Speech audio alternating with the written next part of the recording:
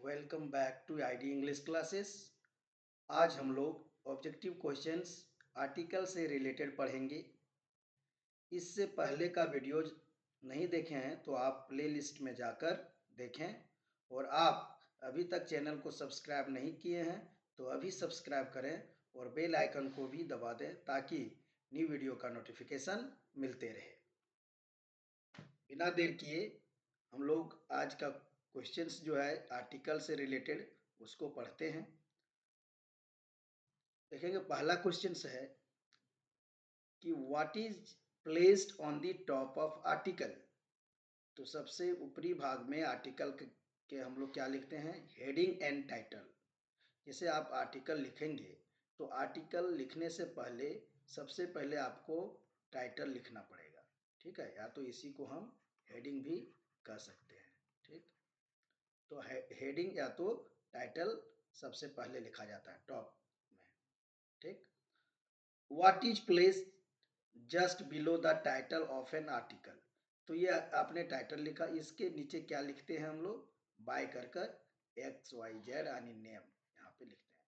तो by line, इसको बोलते हैं byline. How many paragraphs should be there in article. तो एक आइडियल आर्टिकल जो है आप 3 say that means 3 to 4 paragraph तक आप लिख सकते हो। एक आइडियल आर्टिकल आपको लिखने के लिए 3 से 4 पैराग्राफ आपको लिखना होगा। ठीक है, जनरली हम 3 पैराग्राफ लिखते हैं। पहला इंट्रोडक्शन, ठीक है, दूसरा जो main body of the article, मतलब आप क्या कहना चाहते हैं उसको लिखिए, और फिर लास्ट में कंक्लूजन कर लिखते हैं। ठीक है, तो ये 3 जनरली तो होता है, 3 से 4 भी आप कर सकते हैं। ये मेन पार्ट को जो है 2 भाग में आप बांट सकते हैं।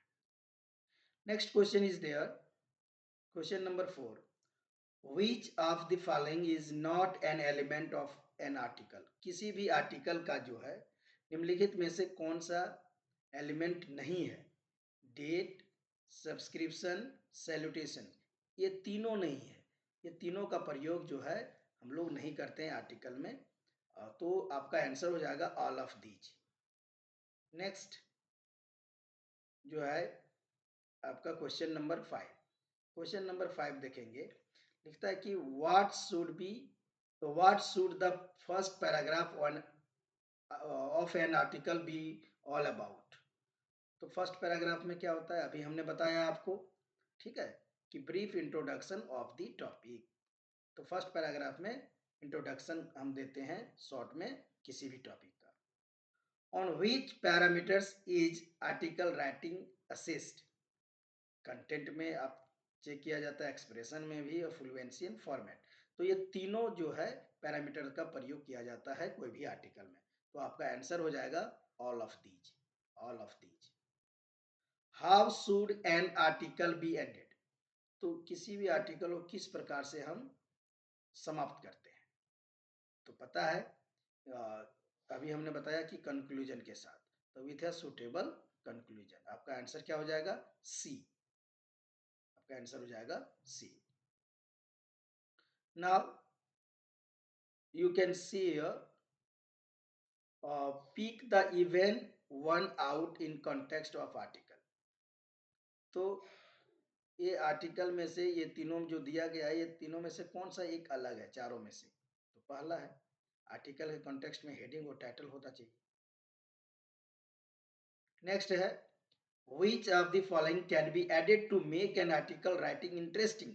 किसी भी आर्टिकल राइटिंग को इंटरेस्टिंग बनाने के लिए कौन सा एलिमेंट का प्रयोग किया जाता है। तो आपको पता होगा कि आप कोट्स का, स्टेटिस्टिक्स का, ये दोनों का प्रयोग आप कर सकते हैं, यानी आपका आंसर जो हो जाएगा both A and B. Next, what should be the ratio of active and passive voice while writing an article. जब कोई भी आर्टिकल का जो है प्रयोग करते हैं, कोई आर्टिकल आप लिखते हैं, तो उस आर्टिकल में आपका 70 या तो 70-30 का रेशियो होना चाहिए। 70-30 को जो है अनुपात में हम लिखते हैं, यानी एक्टिव वॉइस का प्रयोग करीब 70% करेंगे और पैसिव वॉइस का प्रयोग करीब 30%। ये एक आइडियल राइटिंग है, कोई भी आर्टिकल आप लिखते हैं तो इस रेशियो को मेंटेन करेंगे। ये ऑब्जेक्टिव क्वेश्चंस बहुत इंपॉर्टेंट है, 2 बार 3 बार आप इसको देखकर समझ सकते हैं।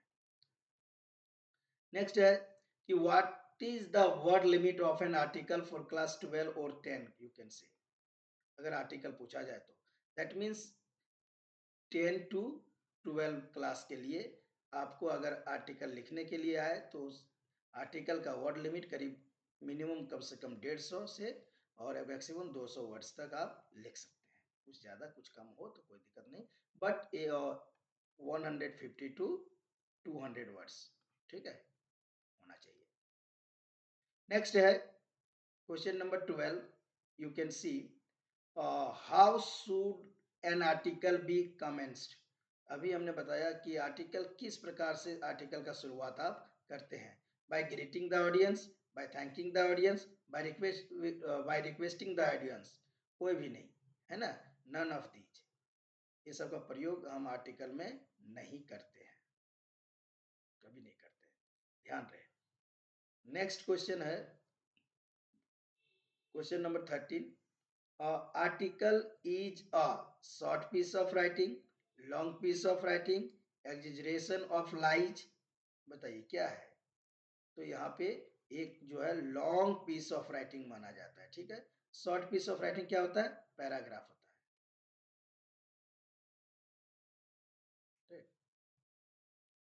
Next question, question number 14, which of the following is correct about the title in article writing, कौन सा है, it should be long, no, it should be short and irrelevant, irrelevant तो नहीं होना चाहिए, it should be eye catching, yes, this one is the correct answer, it should be eye catching. Next, what do pros and cons means, मतलब pros और cons means क्या होता है, advantages and disadvantages, arguments in favor and arguments in against, positives and negatives, ये तीनों का meaning एक ही है, ठीक है। तो ऑल ऑफ दीज के साथ आप जाएंगे। Question number 16, what is fluency in article writing. अभी हमने फ्लुएंसी की बात किया, तो इसमें क्या है, ability to weave the content together, ability to set the content apart, ability to find out the pros and cons, ability to greet the audience। तो आपको पता है कि ability to weave together the content, ये एक साथ जो है लिखना, ये ability होनी चाहिए, इसी को हम फ्लुएंसी कहते हैं आर्टिकल राइटिंग में। Next you can C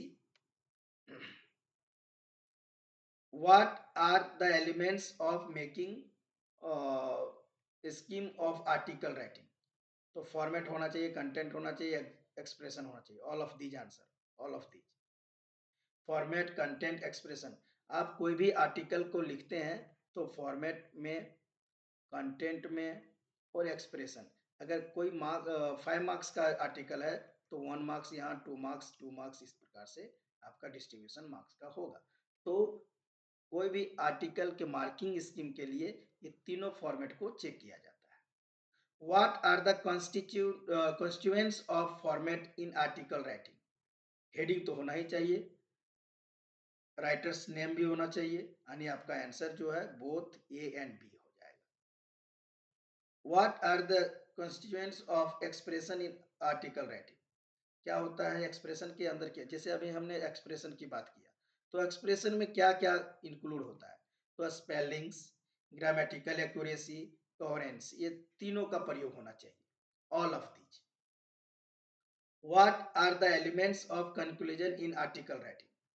suggestions होना चाहिए, रिमेडियल मेजर्स होना चाहिए, रिमाइंडर्स होना चाहिए, तीनों होना चाहिए। बिल्कुल, जब कंक्लूजन की बात कर रहे हैं तो ऑल ऑफ दीज हो जाएगा। Dash states the name of writer, heading, byline, dateline, none of these. Byline, हम राइटर का नाम कहाँ लिखते हैं, अभी हमने बताया कि बाय एक्स वाई जेड बताया था, तो बाय एक्स वाई जेड की जगह पे राइटर का नाम होगा, ठीक है। नेक्स्ट आप देख सकते हैं, what can an article describe, एक आर्टिकल जो किस चीज को डिस्क्राइब करता है, एन इवेंट को, एक्सपीरियंस को, पर्सन्स लाइफ को, ऑल ऑफ दीज। तो कोई भी आर्टिकल में ये तीनों जो एलिमेंट्स दिया हुआ है, तीनों का डिस्क्राइब किया जा सकता है। कोई भी इवेंट के बारे में, एक्सपीरियंस के बारे में, पर्सन्स लाइफ के बारे में, ऑल ऑफ दीज। आपका आंसर हो जाएगा ऑल ऑफ दीज। भाई ये बहुत डिफिकल्ट है क्वेश्चंस को कलेक्ट करना कि किस प्रकार से ऑब्जेक्टिव क्वेश्चंस आएंगे। It is very very difficult. So go through all the contents and also like, comment and share it. Next questions है, अब देखेंगे कि an article should be written in a single paragraph, clear paragraph, informal language, none of this. तो clear paragraphs में, एकदम अलग अलग paragraphs में आप लिखेंगे। One should dash before writing an article. क्या करना चाहिए? बिल्कुल रिसर्च अबाउट द टॉपिक। कोई भी आर्टिकल आप लिखते हैं तो उसके पहले उसके बारे में आपको जानना चाहिए। ठीक है, रिसर्च करना चाहिए, उसका डेटा कलेक्ट करना चाहिए, एक सीक्वेंस में होना चाहिए, प्लॉट क्रिएट करना चाहिए आपको, उसके बाद आर्टिकल लिखना होता है। तो B research and about the topic. Article writing is meant for, article क्यों लिखते हैं? ताकि एक साथ जो है ज्यादा लोगों के तक ये जो है पहुंच पाए, लार्ज ग्रुप ऑफ रीडर्स के लिए। What makes an article good? Accuracy, ample research about the topic, drafting before being written. बिल्कुल ये तीनों का प्रयोग होना चाहिए। एक्यूरेसी तो होना ही चाहिए, एक जो ample research about the topic, आपको जो है कोई भी टॉपिक के बारे में रिसर्च करना चाहिए, जानना चाहिए। और ड्राफ्टिंग जो करने से पहले आपको लिखने से पहले ड्राफ्ट कर लेना चाहिए कि क्या क्या आपको लिखना है। तो उसके बारे में आपको एक प्लॉट क्रिएट कर लेना चाहिए पहले। तो ऑल ऑफ दीज आंसर जो हो जाएगा, ऑल ऑफ दीज। नेक्स्ट जो है, what should one do if one runs out of words while writing an article? अगर कोई आर्टिकल को लिखते हैं और उसके वर्ड्स खत्म होने लगे तो आप क्या करेंगे? ज्यादा अच्छा होगा कि add quotations related to the topic. Same line को रिपीट नहीं करना है, ठीक है। इसमें आप लिख जाएंगे कि add quotations related to the topic. तो आर्टिकल में कोटेशंस लिखा जा सकता है। Which of the following adds beauty to an article and makes it high scoring? बिल्कुल लेजिबल हैंडराइटिंग, साफ सुथरा हैंडराइटिंग होना चाहिए। ज्यादा जो है लिखे आप इस तरह से काट दिए, ऐसा नहीं होना चाहिए। कभी कभी आप ऐसे कर देते, ये भी नहीं होना चाहिए।